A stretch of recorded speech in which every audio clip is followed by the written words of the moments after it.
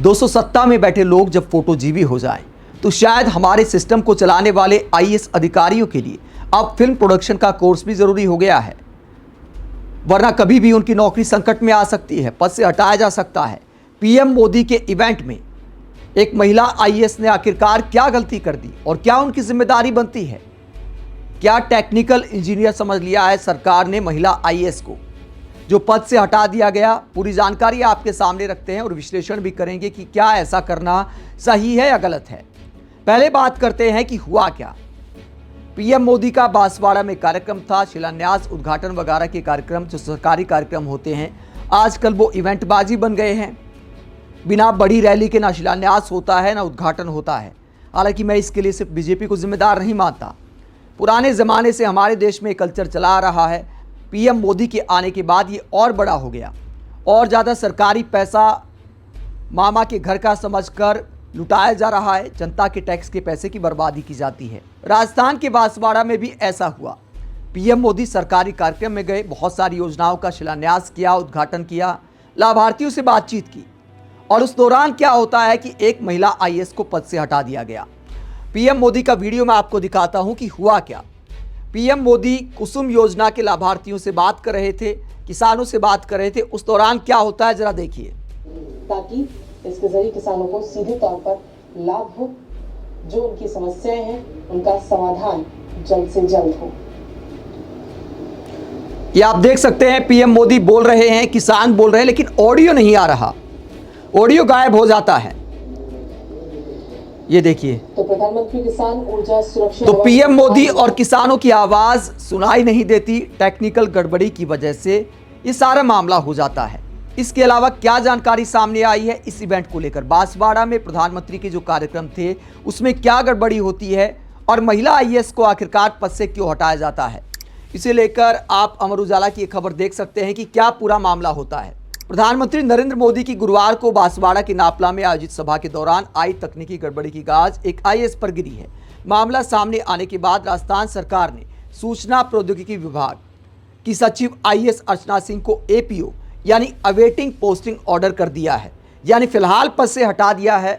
जब तक नया ऑर्डर नहीं आ जाता तब तक वो पद मुक्त रहेंगी। फिलहाल उनके पास कोई काम नहीं है, पद से हटाकर फिलहाल घर बिठा दिया है। हालांकि सस्पेंड नहीं किया गया है, सिर्फ अभी नियुक्ति नहीं दी है। अगला ऑर्डर आएगा, शायद किसी और विभाग में ट्रांसफर कर दिया जाए। आगे ये खबर क्या कहती है? हालांकि कार्मिक विभाग की ओर से उन्हें एपीओ दिए जाने का जो आदेश जारी किया गया है उसमें प्रशासनिक कारणों का हवाला दिया गया है। जानकारी के अनुसार बांसवाड़ा में आयोजित इस सरकारी कार्यक्रम के दौरान जब प्रधानमंत्री नरेंद्र मोदी मंच पर पहुंचे, उसी समय बड़ी तकनीकी समस्या उत्पन्न हो गई।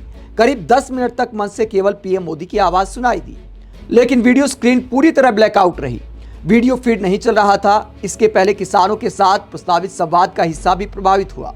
उस समय भी बार बार ऑडियो वीडियो में समस्या आ रही थी। कार्यक्रम के तकनीकी संचालन की जिम्मेदारी सूचना प्रौद्योगिकी विभाग की थी, जिसकी सचिव के रूप में अर्चना सिंह तैनात थी। ऐसे में सभा के बाद राज्य सरकार ने उन्हें हटाकर एपीओ कर दिया, यानी पद से हटा दिया गया है अर्चना सिंह को। लेकिन क्या दोस्तों गलती है अर्चना सिंह की? ठीक है, जिम्मेदारी उनकी थी, आप जवाबदेही तय कर सकते हैं, आप उन्हें जिम्मेदार बता सकते हैं, इस बात में कोई दो राय नहीं। लेकिन क्या ये इतनी बड़ी गड़बड़ है कि एक आईएएस अधिकारी को पदमुक्त कर दिया जाए? दोस्तों, आईएएस अधिकारी कोई टेक्निकल इंजीनियर तो होते नहीं हैं, वीडियो एडिटर तो होते नहीं हैं, कोई फिल्म प्रोडक्शन का कोर्स तो किया नहीं है कि अचानक कोई टेक्निकल अगर फॉल्ट आ जाए तो आप उन्हें जिम्मेदार बता सकते हैं। उनकी जिम्मेदारी होती है प्रबंधन की। कई बार कार्यक्रम से पहले डेमो किया जाता है, चेक किया जाता है, वो सब किया होगा, जाहिर सी बात है। लेकिन टेक्निकल गड़बड़ एक ऐसी चीज़ होती है जो कभी भी आ सकती है। हम जैसे लोग भी रोज़ाना वीडियो बनाते हैं, कई बार वीडियो बनाते वक्त ऑडियो गायब हो जाता है, मानवीय भूल हो जाती है, या फिर माइक में गड़बड़ हो जाती है, कुछ भी हो सकता है, कैमरे में गड़बड़ हो सकती है, माइक में गड़बड़ हो सकती है, टेक्निकल फॉल्ट कभी भी आ सकता है। हमारे साथ भी कई बार ऐसा होता है, 10-10 मिनट का वीडियो बना दिया और उसके बाद देखा तो ऑडियो गायब है। तो एक आध बार ऐसा हो जाता है।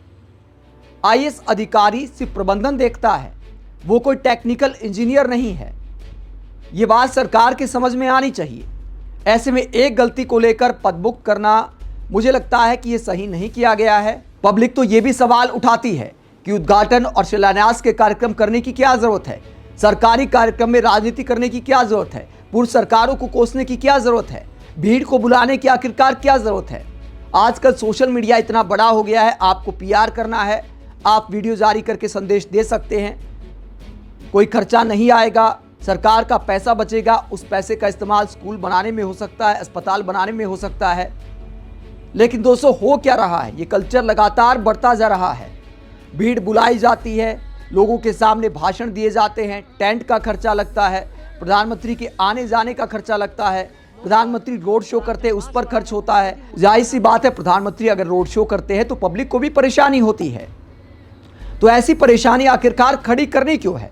उद्घाटन करना, शिलान्यास करना ये नेताओं का काम है, ड्यूटी है ये। अपनी ड्यूटी करने को लेकर भी बार बार एहसान जताना, इतना पीआर करना, और पीआर अगर मुफ्त में हो तो अच्छा है, लेकिन उसमें जनता के टैक्स का पैसा लगता है, या फिर सरकार के पास ज़्यादा पैसा हो तब भी समझ आता है। इस देश में बहुत सारी ज़रूरी योजनाएं इसलिए पूरी नहीं हो पाती क्योंकि बजट नहीं होता। फिर पीआर करने के लिए बजट कहाँ से आ जाता है, सरकारी कार्यक्रम करने के लिए बजट कहाँ से आ जाता है? ये तमाम सवाल प्रधानमंत्री से भी हैं, और ये सवाल इस बात को साबित करते हैं, ये काम में तो उनके भी गड़बड़ है। जनता का पैसा आखिरकार सरकारी कार्यक्रम में क्यों लुटाया जाता है, लेकिन प्रधानमंत्री या मुख्यमंत्री पर कोई एक्शन नहीं हो सकता, इसीलिए पीआर पर सरकारी पैसा ऐसे बहाया जाता है। उस पीआर में कोई कमी रह जाए तो फिर आईएएस अधिकारियों पर गाज गिर जाती है। आप इस पूरे मसले को लेकर क्या सोचते हैं, कमेंट बॉक्स में अपनी राय जरूर दें, साथ ही चैनल को सब्सक्राइब भी करें। नमस्कार।